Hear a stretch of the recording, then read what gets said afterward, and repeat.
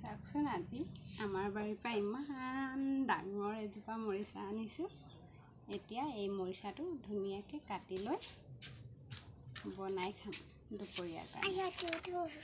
আৰু চব যা যোগাৰ কৰি থৈছোঁ এইফালে। আৰু ভাবিলোঁ আপোনালোককো দেখুৱাওঁ। চাওকচোন কিমান ডাঙৰ।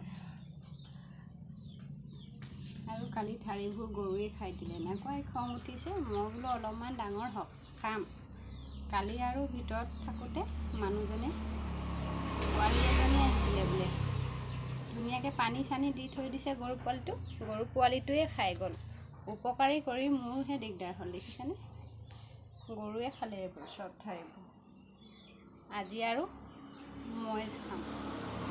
প্ৰথম গৰু খোৱালোঁ নহয়, আজি মই খাম। আৰু আপোনালোককো দেখুৱালোঁ মোৰ মৰিচা গছজোপানো কেনেকুৱা হৈছে আৰু কিমান ডাঙৰ হৈছে আপোনালোকে জনাব। আকৌ অন্য এটা ভিডিঅ'ত লগ পাম। সকলোকে ধন্যবাদ।